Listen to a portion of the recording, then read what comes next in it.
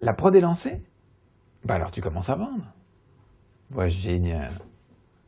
Félicitations, Paul. Moi? Eh ben écoute, on va voir la valeur ajoutée, là. Ouais. On va voir comment on ajoute de la valeur dans la production, comment et pourquoi on la calcule, et comment est partagée cette valeur ajoutée. Bah oui, je pense que ça pourrait t'intéresser. Bah je te l'envoie dès que j'ai fini, si tu veux. Hein? D'accord.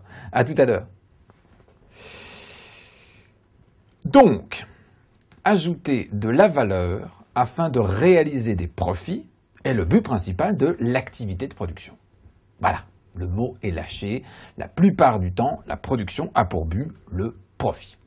Ben oui, lorsque Paul Lampli produit ses lecteurs MP3 sans fil pour les vendre, son but principal est de faire en sorte de rémunérer les facteurs de production qui ont permis de réaliser cette production et bien évidemment de faire des profits.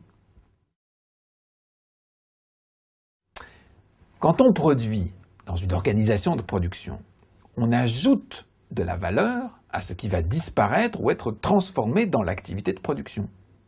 Ce qui disparaît et est transformé dans l'activité de production, ce sont les consommations intermédiaires. L'énergie, les matières premières, les produits semi-finis sont des consommations intermédiaires. Vous vous souvenez de Paul Lampli, mon ami qui produit des lecteurs MP3 permettant l'échange de playlists entre utilisateurs.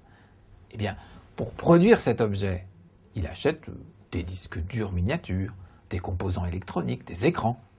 Et pour faire fonctionner les machines, son entreprise utilise de l'énergie. Tous ces éléments constituent les consommations intermédiaires. Pour de plus amples informations, veuillez vous reporter à notre vidéo « Les facteurs de production, travail et capital ».